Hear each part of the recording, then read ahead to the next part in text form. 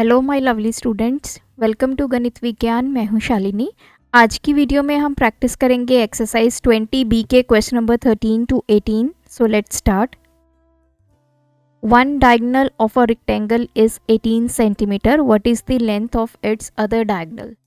देखिए, जो हमारा रेक्टेंगल होता है उसके जो डायगोनल्स होते हैं वो आपस में होते हैं equal. This one and this one. Let's say this is A B C D. Diagonal AC हमें गिवन है 18 सेंटीमीटर। As diagonals are equal in rectangle, therefore जो AC है वो BD के इक्वल होगा। सो BD की लेंथ भी कितनी आ गई, 18 centimetre. Question number 14. Each angle of a quadrilateral is x plus 5 degree. Find the value of x. अब देखिए, इस क्वाड्रिलेटरल का हर एक एंगल की वैल्यू x प्लस 5 डिग्री है। हमें x की वैल्यू फाइंड करनी है। क्वाड्रिलेटरल में क्या होता है, angle A plus angle B plus angle C plus angle D, तीनों का सम 360 degree. Angle sum property of quadrilateral. तो A की वैल्यू x प्लस 5, B की value x plus 5 degree, C की value x plus 5 degree and D की value भी है x plus 5 degree. तो ये सभी 360 के इक्वल। तो ये हमारे पास आ गया 4x प्लस 20 इजिकल्स टू 360। 4x की वैल्यू 360, 20 इधर जाके हो जाएगा सब्ट्रैक्ट, तो 4x इज 340। x की वैल्यू 340 बाय 4, 32, 20, 4, 5। x हमारे पास आ गया 85।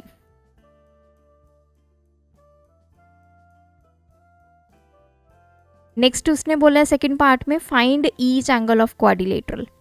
अब एंगल A की वैल्यू है x प्लस 5 डिग्री, तो x की वैल्यू हमने फाइंड की 85 plus 5 that is 90 degree. Angle B हमारे पास है x प्लस 5, ये भी हमारे पास कितना आ गया 90। एंगल C भी है x प्लस 5,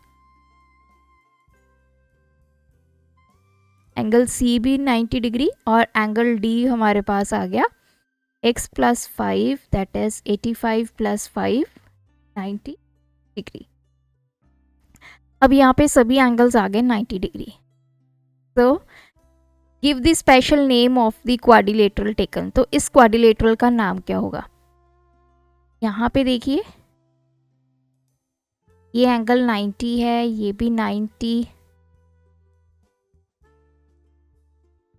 ऑपोजिट एंगल्स आपके इक्वल हैं।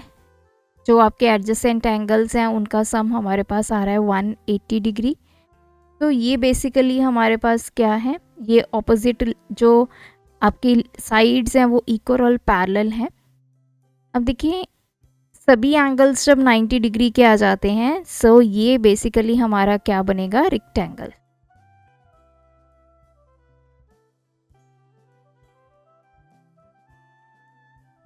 Question 15, if 3 angles of a quadrilateral are 90 degree each, show that the given quadrilateral is a rectangle। अब यहाँ पे हमें एक क्वाड्रिलेटरल गिवन है जिसके 3 एंगल्स 90 डिग्री के हैं। तो लेट्स से ये 90 है, 90 और ये 90। अब यहाँ पे उसने बोला है कि हमें ये प्रूफ करना है कि ये जो है ये रेक्टेंगल है। अब मान लीजिए कि ये हमारा x डिग्री है, A B C और D। Angle A plus angle B plus angle C plus angle D की वैल्यू 360 डिग्री, क्योंकि angle sum property of quadrilateral हमें यही कहती है। क्योंकि हमें स्टार्टिंग में क्वाड्रिलेटरल गिवन है तो हमें क्वाड्रिलेटरल की प्रॉपर्टीज़ को ही यूज़ करना है। A की वैल्यू 90, B की वैल्यू 90, C की वैल्यू 90 और एंगल D हम यहाँ से ढूंढ लेंगे। तो ये आ गया 270 plus angle D is equals to 360। तो एंगल D की value 360 minus 270 that is 90 degree.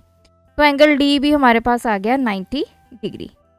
अब सभी एंगल्स अगेन 90 डिग्री के आ गए, तो ये जो क्वाड्रिलेटरल है दिस इज रेक्टेंगल। रेक्टेंगल में क्या होता है, सभी एंगल्स 90 डिग्री के होते हैं, जो ऑपोजिट साइड्स होते हैं वो इक्वल और पैरेलल।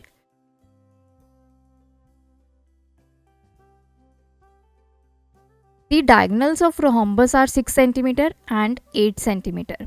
अब आपके पास नेक्स्ट जो क्वाड्रिलेटरल आ गया that is rhombus.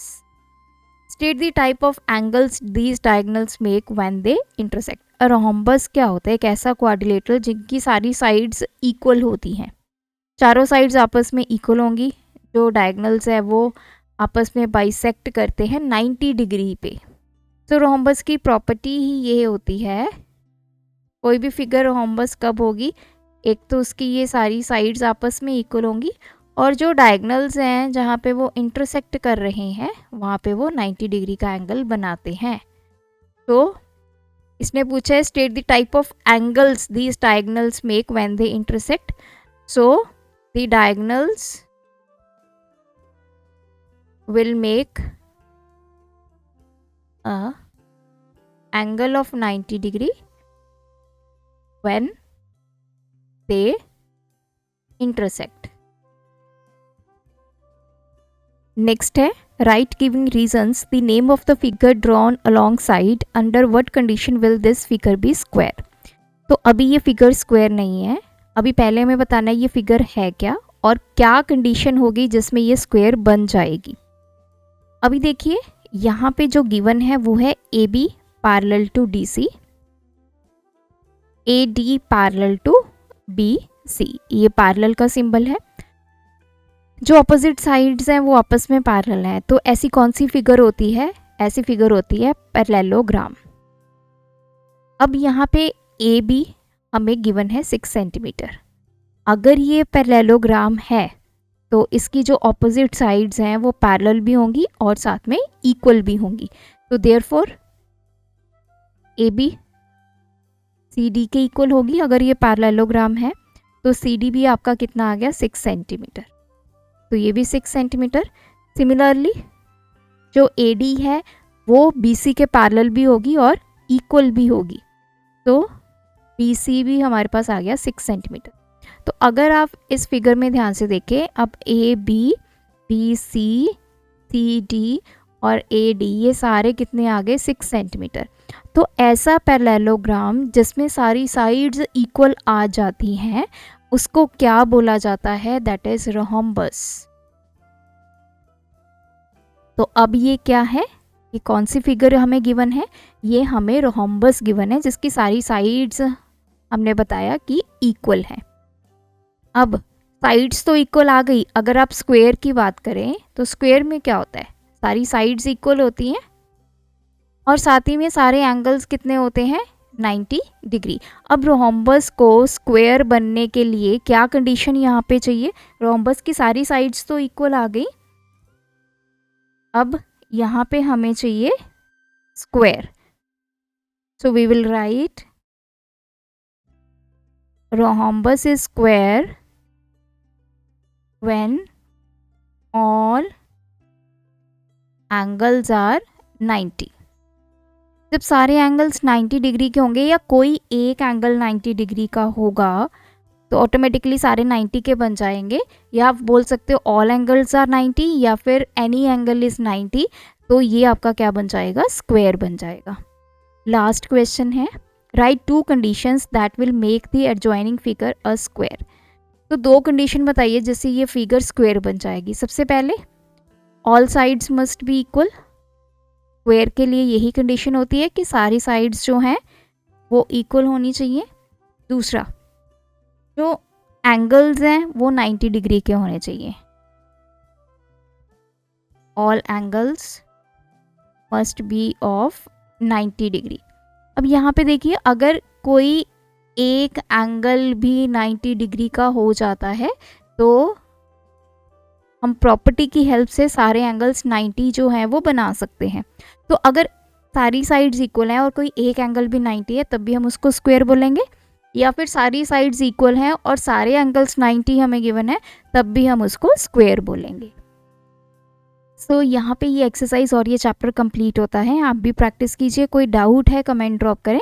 Thanks for watching. बढ़ाना है ज्ञान, फॉलो गणित विज्ञान।